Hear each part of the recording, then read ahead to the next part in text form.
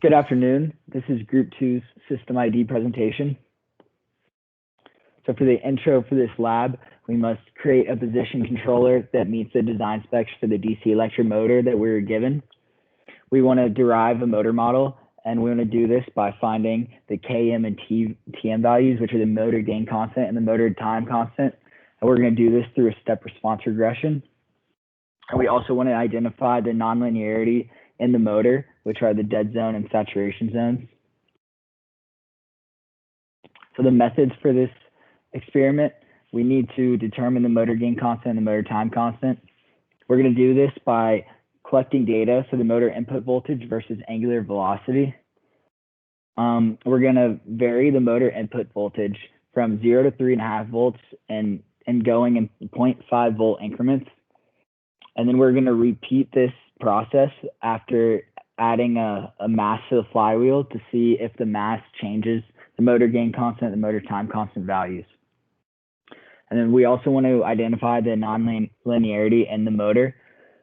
So to find the saturation zone, we're going to increase the motor input voltage until the angular velocity plateaus and doesn't increase anymore. And then once the angular velocity stops increasing, we're going to decrease the motor input voltage by 0.25 volt increments to get a more exact voltage of where the saturation zone begins. And then we're going to repeat this process for negative voltages. And then for the dead zone, we're going to begin at 0 volts and increase the motor input voltage until the flywheel begins to rotate at any speed. And then once again, we're going to decrease the motor input voltage, but by 0.002 volts this time in order to get a more exact place of where the dead zone ends. And then once again, we're going to repeat this process for negative voltages. So moving on to some of our results, again, our goal was to find the motor gain and motor time constants.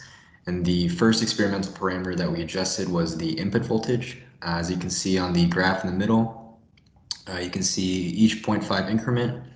You can see that as the input voltage increases, the steady state angular velocity also increases. We also took that steady state angular velocity and graphed it against the voltage input using a linear regression. We found that the motor time constant is not dependent on the voltage as well. So moving on to adjusting the inertia, we used two different weights, the first weight being 32.8 grams, the second weight being 126.8 grams. You can see both of them graphed side by side, comparing their motor gain constants and their motor time constants. So as you can see, the motor gain constant remains constant.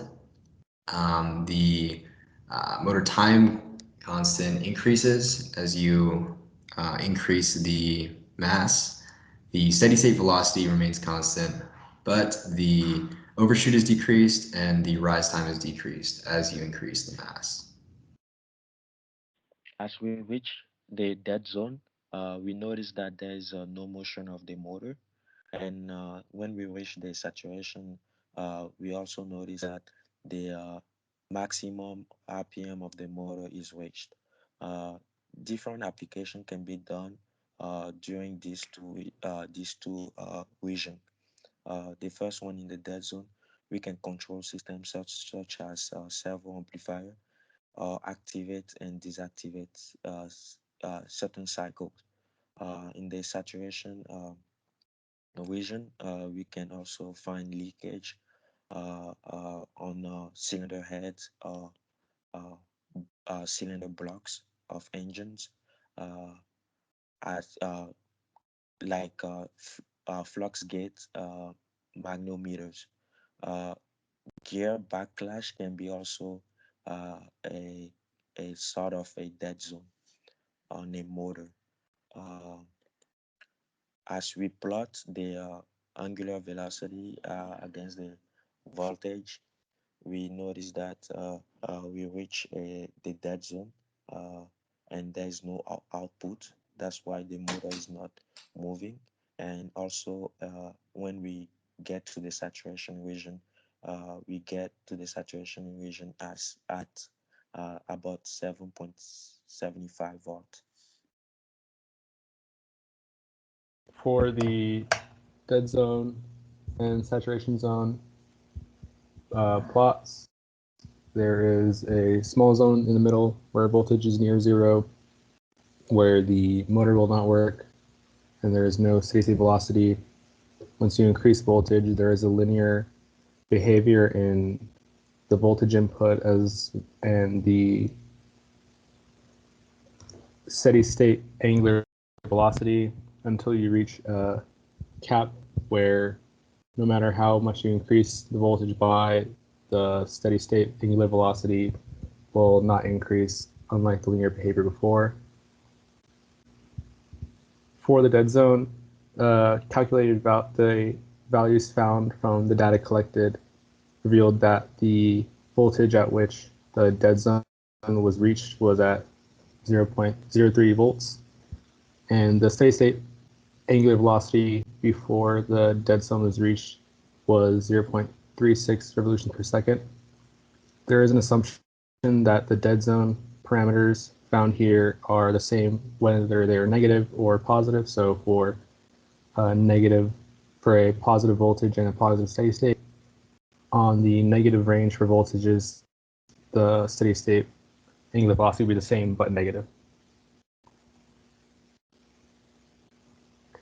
As for saturation, it was found that once voltage has increased past 7.75 volts, the steady state angular velocity will not increase past 62.6 revolutions per second. And once again, the saturation parameters are assumed to be the same but negative for the negative side of the saturation and dead zone plot. The key takeaways from the experiment done, the parts of the experiment completed so far, are that increasing mass does not change our Km constant, but does increase Tm, and increasing your input voltage provides a constant Km and a Tm at a steady state, as well as a linear increase in steady state velocity. However, there are limits to where the relationship between Km and between input voltage and steady state velocity do not act linear, such as the dead zone or the saturation zone, and that the PID controller, if we want to find parameters for the PID controller, should be operated between 0.03 volts and 7.75 volts in order to stay within the linear working range. And the next steps for the lab in order to reach conclusion are to calculate uncertainty values, such as the combined uncertainty for Km, Tm, as well as the steady state velocity. We'll do this by varying voltage input from the MyRio into the DC motor and measuring the encoder velocity. And once those are obtained, we can design and tune a DC servo motor PID controller that meets the customer specifications.